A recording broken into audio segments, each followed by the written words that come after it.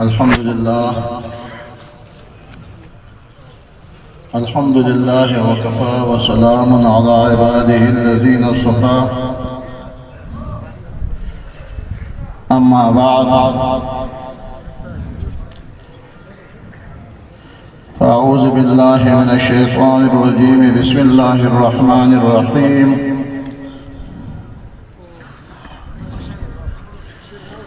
إنما كان قول المؤمنين إذا دعوا إلى الله ورسوله ليحكم بينهم أن يقولوا سمعنا وأطعنا أولئك هم المفلحون صدق الله العلي العظيم.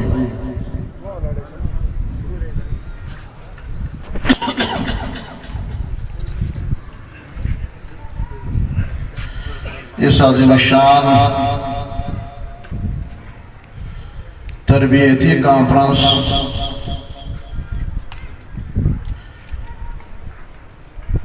کے انتہائی قدرمند صدر امیر جمعیت علماء اسلام حضرت مولانا عبدالرحمن رفیق صاحب امیر جمعیت علماء اسلام ضلع کوئٹہ، اسٹیج پر تشریف فرما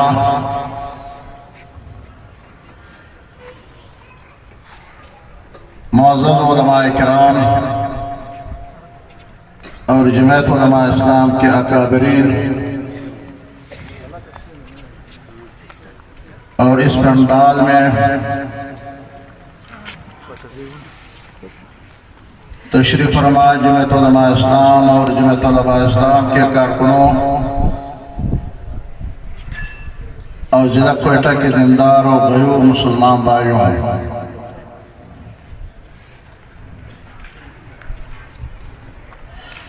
صوبہ بلوچستان کی جماعت نے فیصلہ کیا تھا کہ ہر ضلع ایک تربیتی کنونشن منعقد کریں گے، اور جمعیت نے محسوس کیا تھا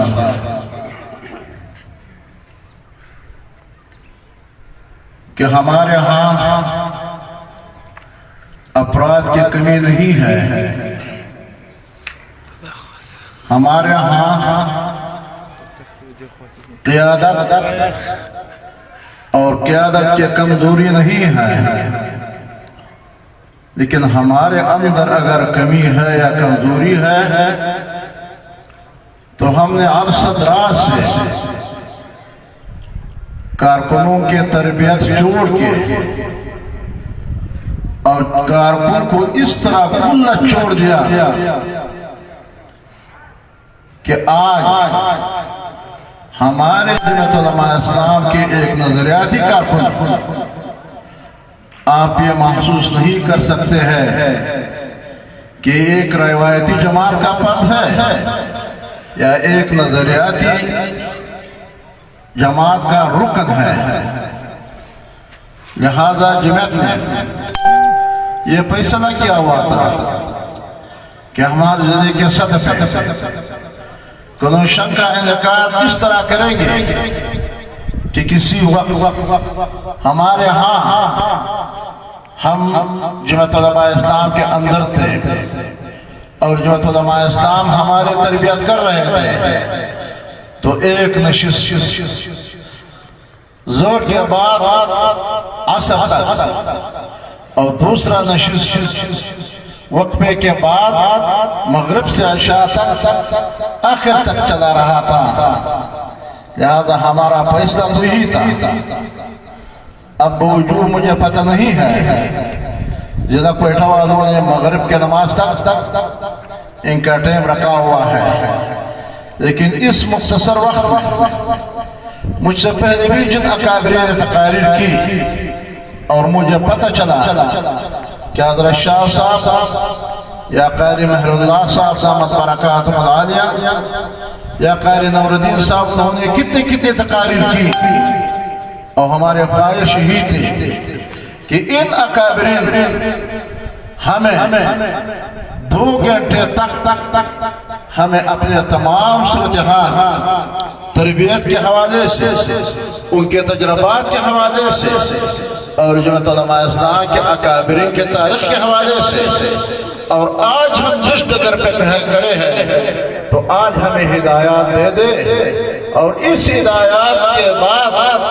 ہم ایک حقیقی اور نظریاتی کارکن بن سکتے ہیں۔ میرے بھائیوں، ہم آج اپنے جماعت کے اندر اگر کمی محسوس کرتے ہیں تو سب سے بڑی کمی یہی ہے، اور آج ہمارے کارکنوں نے اپنے اندر اس طرح روش اختیار کر لیا جیسے کہ مسلم لیگ کے رکن، جیسے کہ پیپلز پارٹی کے رکن، اور جیسے کہ دوسری جماعتوں کے ارکان۔ لہذا ہم جس جماعت کے امین ہیں،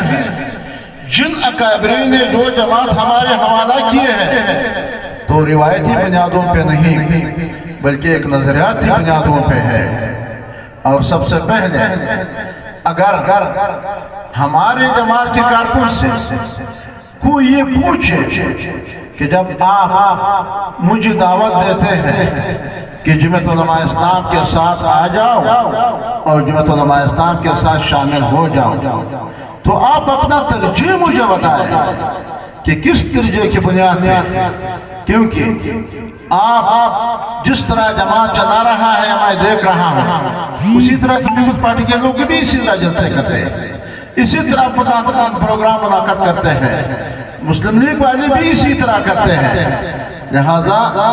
وہ آپ کے انداز اور کردار مجھے ہی بتاتے ہیں کہ آپ مجھے ترجیح نہیں بتا سکتے ہیں۔ لہذا ہم نے سب سے پہلے جو ہم دعوت دیتے ہیں یا جو ہم اس جماعت کے اندر ہے، تو سب سے پہلے ہم نے اپنے اندر یہ بھی احساس پیدا کرنا ہے اور دوسروں کو بھی کہ ہم جس جماعت کو دعوت آپ کو دیتے ہیں وہ اس بنیاد کہ یہ اللہ جل جلالہ کا ایک حکم و فرمان ہے، یعنی یہ میرے فرمان نہیں ہے، یہ فضل الرحمان کا فرمان نہیں ہے، یہ مولوی عبدالرحمن رفیع کا فرمان نہیں ہے، بلکہ اللہ جل جلالہ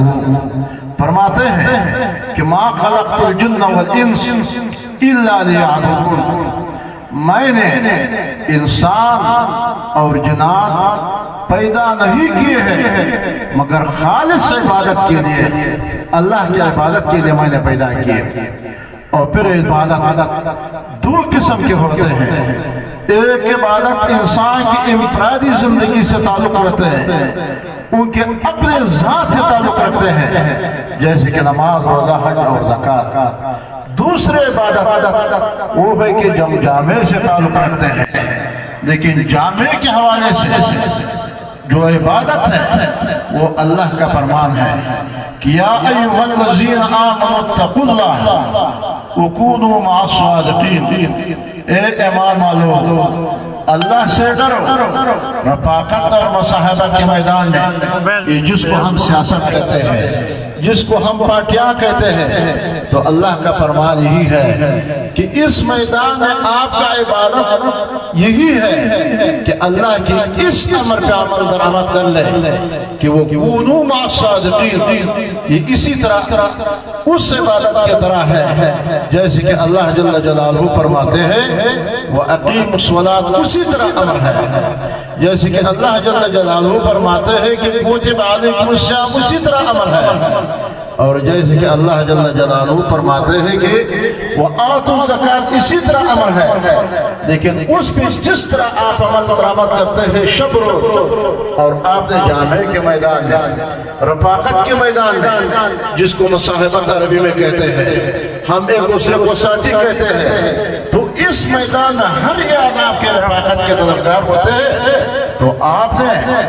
جمعیت علماء اسلام میں علماء کے ساتھ دینا ہے۔ اگر آپ کو کوئی کہے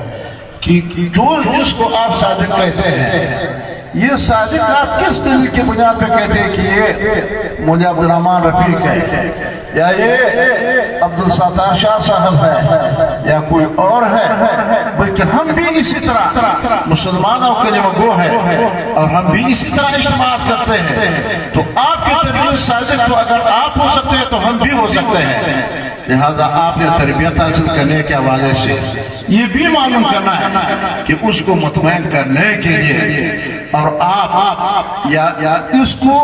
قرآن کے حوالے سے مطمئن کرتے ہیں یا حدیث کے حوالے سے مطمئن کرتے ہیں یا جامعے کے یہاں جو جامعے کا ہے وہ یہاں سے آپ دلیل ان کو دیتے ہیں، لہذا پھر آپ اپنا ترجیح دوسروں پہ آپ قائم رکھ سکتے ہیں۔ تو لہذا صادقین ہم نہیں کہتے کہ صادق میں ہوں، بلکہ اللہ جل جلالہ فرماتے ہیں کہ انما یخشی اللہ من عبادہ العلماء، پورا انسانیت میں مجھ سے ڈرنے والے جو ہے وہ علماء کرام ہیں، اور جو سب سے پہلے پورے انسانیت میں ڈرنے والے ہیں وہ تو صادق امین ہوں گے، ظاہر بات ہے اسے کوئی صادق امین ہو نہیں سکتے۔ اور اگر آپ اس کو قرآن نبی اکرم صلی اللہ علیہ وسلم کے فرمودات کے حوالے سے تو بھی آپ ان کو یہ کہہ سکتے ہیں کہ یہ میں نہیں کہتا ہوں، یہ پیغمبر کا فرمان ہے کہ العلماء ورثۃ الانبیاء، علماء انبیاء علیہ السلام کا ورثہ ہے، اور یہ میں نہیں کہتا ہوں، یہ پیغمبر صلی اللہ علیہ وسلم کا فرمان ہے کہ کانت بنو اسرائیل تسوسهم الانبیاء، جب جامعے کا معاملات اور سیاست جب کرتے تھے وہ بنی اسرائیل کا انبیاء یہ سیاست کرتے تھے، علماء امتی کا انبیاء بنی اسرائیل، میرے امت کے علماء اس طرح ہے جیسے کہ انبیاء بنی اسرائیل۔ اب جب کہ میرے امت کے علماء جیسے کہ انبیاء بنی اسرائیل اور انبیاء بنی اسرائیل کی سیاست، یہ حکومت اور معاملات کا زندگی اور کام یہ ان کی ذمہ داری تھے، لہذا جو انبیاء کی بنی اسرائیل کی طرح ہے تو اس سے کوئی صادق امین ہمارے پورا امت مسلمہ میں کوئی ہو سکتے ہیں۔ لہذا اور اگر جامعے میں پوچھا جائے کسی بھی پر سے پوچھا جائے وہ خدا نہ خاصہ کوئی گناہگار پر بھی ہو، تو اگر ان سے پوچھا جائے کہ امت مسلمہ کے صادقین کون ہیں تو وہ آپ کو کہتے ہیں کہ میرے اندر دینی کے حوالے سے کمزور تو ہے، لیکن امت مسلمہ کے صادقین یہ علماء کرام ہیں، اور دیندار طبقہ تو تمہیں ضرور بتائیں گے، تبلیغی ہو، حاجی ہو، شیخ الحدیث ہو، وہ تو آپ کو یہی کہیں گے کہ امت مسلمہ کے صادقین یہ علماء کرام ہیں۔ اب جب تین حوالوں سے آپ کو مطمئن کر کے ان کو یہ جواب آ جاتا ہے تو اس کے بعد مجھے بتایا کہ آپ نے ترجیح بھی بتا دیا، اور ایک مسلمان ہونے کے ناطے جب آپ کو ترجیح سارے قرآن کے دلیل سے یا حدیث سے یا جامعے کے، تو پھر وہ ضرور اس بات کے لیے تیار ہو جاتے ہیں کہ آپ اس نظریاتی جماعت کے ساتھی ہو جاتے ہیں اور اس کے علاوہ کسی پر کے پیچھے وہ نہیں بھاگتے ہیں۔ لہذا ہمارے تربیت پہلے ہمیں یہی ہونا چاہیے کہ ہم خود یہ معلوم کر کے خود اپنے آپ کو نظریاتی بنا دیں، اور پھر خود ہم یہ معلوم کر کے کہ ہم روایات کے بنیاد پہ نہیں کہ ہمارے اقداموں کے اندر کوئی فرد ہے اور وہ پیپلز پارٹی میں ہے، وہ عوامی نیشنل پارٹی میں ہے، وہ کسی پارٹی میں ہے تو میں نے بھی روایتی طور پہ علماء اور طبقاتی،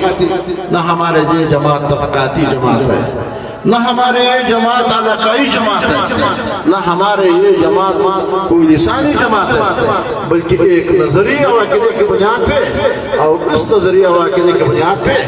ہم ایک دوسرے کے ساتھ بھی رہتے ہیں، اور اس جماعت پہ ہم یہاں تک تیار ہوتے ہیں کہ حتیٰ کہ جان کی قربانی دینے کے لیے بھی ہوتا ہے۔ لہذا یہ اس وقت جان قربانی کے لیے بھی تیار ہو جاتے ہیں کہ وہ کوئی سمجھے، محسوس کر لے کہ یہ میرے ایمانی پر رضا ہے اور میرے اپنا ذمہ داری ہے، اور میں اپنا ایمانی اور فرض ادا کروں گا، تو پھر کسی بھی احساس بھی نہیں کریں گے، ان کے لیے کوئی مشکل بھی پیدا نہیں ہو جاتے ہیں۔ لہذا اسی بنیاد پہ یہ جماعت جو ہمیں مہیا کیے ہیں یہ ایسے ویسے نہیں، بلکہ ایک حدیث، ایک اللہ کے فرمان کے حوالے سے علماء اکابرین ہم یہ جماعت ہمیں امانت کے طور پہ ہمارے حوالے کیے ہیں،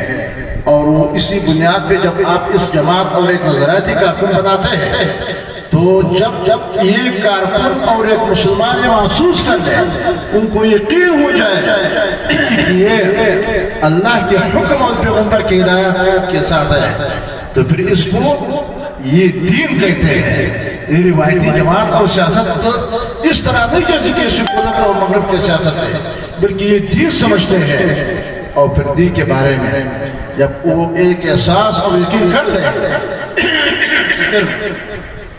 پیغمبر صلی اللہ علیہ وسلم فرماتے ہیں کہ جب آپ نے یہ اعتقاد اور یقین بنا دیا تو پھر لیس الاسلام الا بالجماعہ، جب دین ہو گیا اور اسلام ہو گیا، اور اگر آپ اس اسلام کو معاشرے میں آگے بڑھانا چاہتے ہیں تو پیغمبر صلی اللہ علیہ وسلم فرماتے ہیں کہ اس وقت تک یہ اسلام نہیں ہوتے، یہ دین نہیں ہوتے جب تک آپ ایک جماعت تشکیل نہ کر رہے ہیں۔ اور پھر کہتے ہیں کہ لیس امارہ الا بالاطاعہ، پھر امارت بغیر اطاعت نہیں ہوتے ہیں، لہذا جب آپ پہ تمام ذمہ داریاں پورا کر کے اس کے بعد آپ اس بات کے اور یہ جانا اس بات اور اس کے قابل بنا کہ وہ آگے جا کر کے پورا دنیا میں اور پورے جامعہ میں ایک اسلامی نظام، ایک نظام عدل، وہ نظام جو اللہ نے میرے اور آپ کی زندگی کے گزارنے کے لیے بھیجا ہے تو وہ نظام نافذ کر سکتے ہیں۔ لہذا جماعت علماء اسلام کے کارکن